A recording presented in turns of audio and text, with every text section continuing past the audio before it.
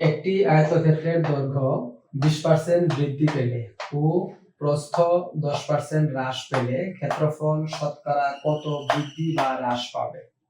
এই অঙ্কটি আমরা এখন করব শর্টকাট পদ্ধতিতে।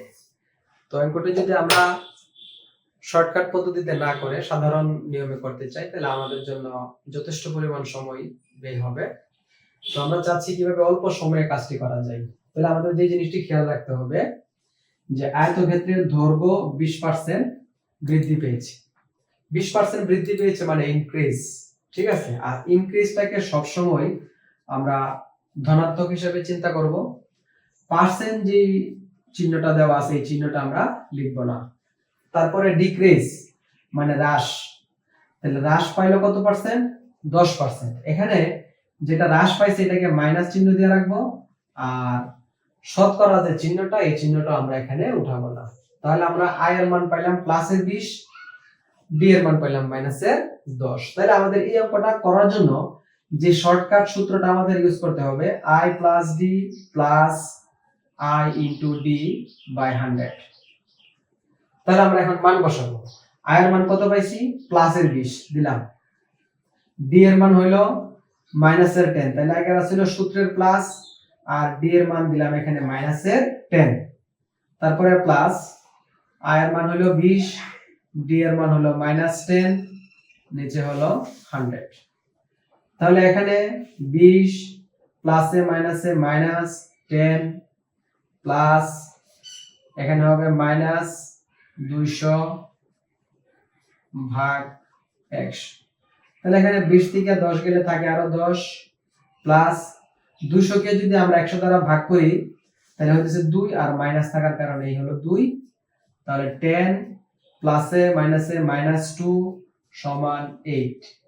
তাহলে আমরা এখন যে সিদ্ধান্তে আসলাম সর্বশেষ আমরা মান পাইছি 8 অর্থাৎ প্লাসের 8। তাহলে ক্ষেত্রফল এখানে হ্রাস পায়নি, অর্থাৎ ক্ষেত্রফল পাইছে বৃদ্ধি, এবং বৃদ্ধি কত পার্সেন্ট বৃদ্ধি পাইছে? তাহলে আমরা এখানে সর্বশেষ লিখে দিব ক্ষেত্রফল 8% বৃদ্ধি পেয়েছে।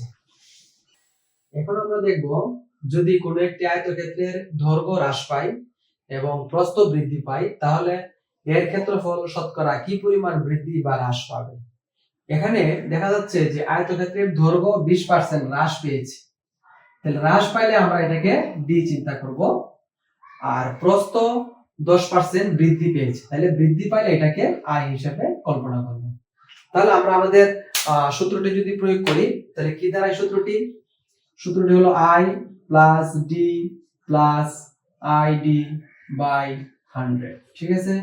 এখানে আমরা বলে রাখি যে পার্সেন্ট চিহ্নটা উল্লেখ থাকবে না, এবং আই এর ক্ষেত্রে প্লাস আর ডি এর ক্ষেত্রে হলো মাইনাস। তাহলে 10 প্লাসের প্লাস ডি এর মান হলো 20% হ্রাস, তাহলে মাইনাসের 20 প্লাস আই হলো 10 আর ডি হলো মাইনাসের 20 বাই হলো 100।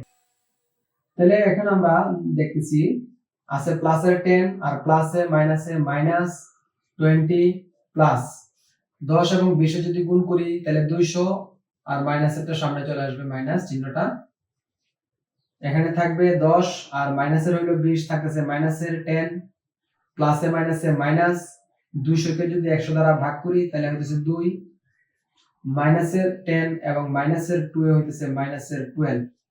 এখানে আমাদের চিহ্ন আসছে ক্যালকুলেশনের পরে সর্বশেষ চিহ্ন পেয়ে গেলাম আমরা মাইনাস, পরে আমরা একটা পার্সেন্ট চিহ্ন দিয়ে দিব। যেহেতু আমরা এখানে মাইনাস পেয়ে গেছি সেহেতু আমাদের বুঝতে হবে তার ক্ষেত্রফল সর্বশেষ অবস্থায় গিয়ে হ্রাস পেয়েছে, এবং কত পার্সেন্ট হ্রাস পেয়েছে? 12%। তাহলে আমাদের আজকের এই সমস্যাটির সর্বশেষ সিদ্ধান্ত হলো তার ক্ষেত্রফল 12% হ্রাস পেয়েছে। আগের সমস্যাটিতে আমরা যে সমস্যাটা সমাধান করেছিলাম সেটি ছিল আয়তক্ষেত্র সম্পর্কিত সমস্যা, আর এখন যে সমস্যাটি আমরা সমাধান করব আয়তক্ষেত্রের পরিবর্তে শুধুমাত্র বর্গক্ষেত্রের কথাটা উল্লেখ থাকবে আর বাকি সব ঠিক থাকবে। আরেকটা জিনিস এখানে বুঝতে হবে যে বর্গের চারটা বাহু যেহেতু সমান সেহেতু সে এই তথ্যগুলো কয়েকবার দিবে না, শুধু যে কোনো একটা বাহুর দৈর্ঘ্য দেওয়া থাকবে। এটা দ্বারা বুঝতে হবে যে বর্গের দৈর্ঘ্য 20% বাড়ছে, প্রস্থ 20% বাড়ছে, এই কথাটা বুঝতে হবে। আয়তক্ষেত্রের সময় দৈর্ঘ্য 20% বৃদ্ধি, প্রস্থ 10% হ্রাস, এরকম কিন্তু দুইবার উল্লেখ ছিল, কিন্তু বর্গের সময় দুইবার উল্লেখ থাকবে না, যে কোনো একবার একটা কথা উল্লেখ দিয়ে রাখলে বুঝতে হবে দৈর্ঘ্য এবং প্রস্থ দুটাই এখানে আছে।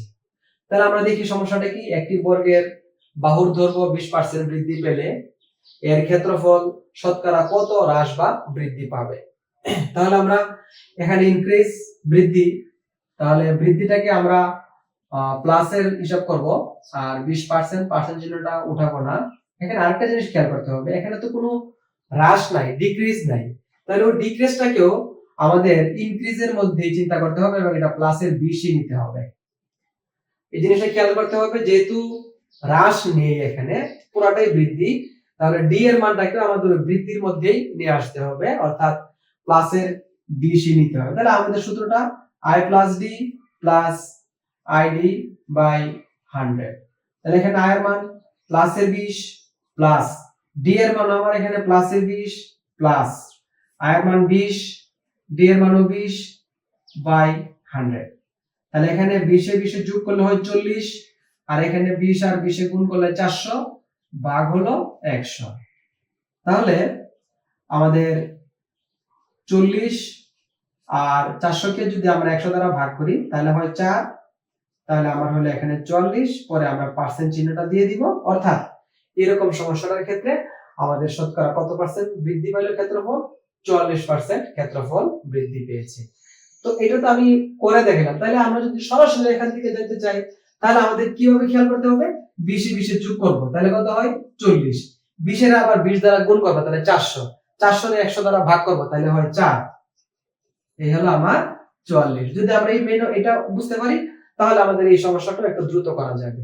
ঠিক আছে, তাহলে এটাকে সমস্যাটা আমি আবারও বলতেছি, প্রথমে 20 আর 20 এর যোগ করব, তাহলে কত হইলো 40, পরে 20 এবং 20 কে গুণ করব, গুণ করলে হয় 400, 400 এর আমি 100 দ্বারা ভাগ করব, তাহলে হয় 4, 40 এর সাথে যখন আমি 4 যোগ করব তখন এটা হয়ে যায় 44। তাহলে মানটা আসতেছে পজিটিভ, পজিটিভ মানে বৃদ্ধি, আর যদি কোনো কারণে নেগেটিভ আসতো তাহলে এটা হয়ে যেত হ্রাস। তাহলে আমরা এই অঙ্কটাতে বুঝতে পারলাম আমাদের ক্ষেত্রফল শতকরা 44% বৃদ্ধি পেয়েছে। ধন্যবাদ সবাইকে।